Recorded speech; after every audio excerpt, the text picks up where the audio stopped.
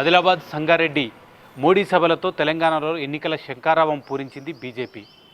ఇప్పటికే 9 స్థానాలకు అభ్యర్థులను ప్రకటించి దూకుడుగా వ్యవహరిస్తుంది. డీకే అరుణ గారు ఉన్నారు, జాతీయ ఉపాధ్యక్షురాలు గారు. డీకే అరుణ గారు జాతీయ ఉపాధ్యక్షురాలుగా కొనసాగుతున్నారు. కానీ మీకు 9 మంది జాబితాలో మీ పేరు మాత్రం లేదు. తప్పకుండా సెకండ్ లిస్ట్లో నా పేరు ఉంటుందని ఆశిస్తున్నాను. ఒక్కరోజు ముందు పార్టీలో చేరిన బీబీ పాటిల్కు, భరత్కు నాగర్ కర్నూలు నుంచి, జహీరాబాద్ నుంచి బీబీ పాటిల్కు టికెట్ ఇచ్చారు. కానీ జాతీయ ఉపాధ్యక్షులుగా ఇంత సీనియర్, గత లోక్సభ ఎన్నికల్లో స్వల్ప మెజారిటీతో ఓడిపోయిన డీకే అరుణ గారి పేరు లేకపోవడం అందరికి కూడా పార్టీ శ్రేణులు ఆశ్చర్యం కలిగిస్తుంది. కొన్ని కారణాలతోనే వాళ్ళు అనౌన్స్ కొంచెం లేట్ అవ్వచ్చు, బట్ తప్పకుండా సెకండ్ లిస్ట్లో ఉంటుందని ఆశిస్తున్నా. అక్కడ ఇంకా మిగతా ఆశావాహులు ఉన్నారు కాబట్టి వారితో కూడా మాట్లాడిన తర్వాత చేస్తే అందరు కోఆర్డినేషన్ ఉండాలనేటటువంటి ఆలోచనతోన పార్టీ నిర్ణయం తీసుకున్నట్టు ఉన్నది. జితేందర్ రెడ్డికి మీకు ఇంకా గ్యాప్ అట్లానే ఉందా? ఏమీ గ్యాప్ లేదు. ఇదంతా ఎక్కడి నుంచి గ్యాప్ అంటున్నారో నాకైతే అర్థమైతలేదు.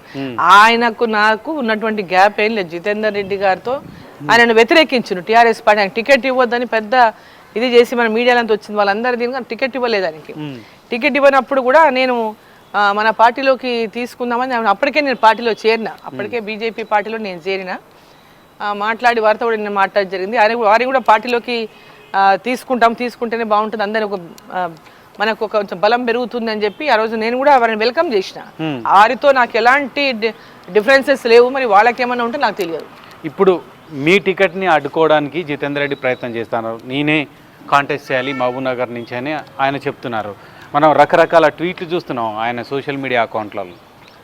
సరే, ఇప్పుడు వారు అసెంబ్లీ అప్పుడు కూడా, మహబూబ్ నగర్ అసెంబ్లీ అప్పుడు కూడా అసెంబ్లీకి మెజారిటీ, నాకు పార్లమెంట్లో మెజారిటీ వచ్చింది మహబూబ్ నగర్ అసెంబ్లీలో. ఈ మహబూబ్ నగర్ పార్లమెంట్లోనే నేను లాస్ట్ టైం కంటెస్ట్ చేశాను, పార్లమెంట్ చేశాను. కాబట్టి ఈసారి అసెంబ్లీ కూడా మహబూబ్ నగర్ నుంచి చేస్తే నేను తప్పకుండా విజయం సాధిస్తా అని చెప్పి మహబూబ్ నగర్ అసెంబ్లీ కావాలని అడిగినా. నేను అడిగితే వారు జితేందర్ రెడ్డి గారు అడుగుతున్నారు. జితేందర్ రెడ్డి గారిని అంటే సరే నేను పార్లమెంట్కి పోటీ చేస్తానని చెప్పాను నేను.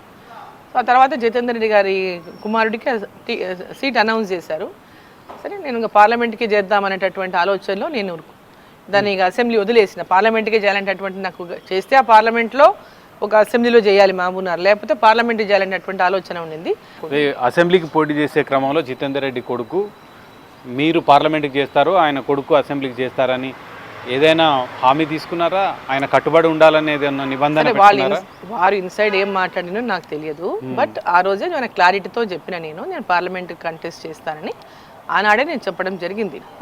హోల్ జిల్లాలో కూడా ప్రజలలో మమేకమైన ఏ పార్టీలో ఉన్న వాళ్ళైనా, సో ప్రజల కోసం చేసినటువంటి అన్ని పోరాటాలు కానీ, జిల్లా అభివృద్ధి కోసం కానీ, నేను చేసినటువంటి విషయం కానీ, అందరికి అందుబాటులో విషయంలోనే కానీ, సో ఎవరితో కూడా పెద్ద కాంట్రవర్షియల్ లేకుండా ఎవరు వచ్చినా పనిచేయడమే కానీ, ఇవన్నీ కూడా జిల్లాలో ఒక మంచి అందరికి కూడా నేనంటే ఒక అభిమానము, గౌరవం కూడా ఉంటుంది.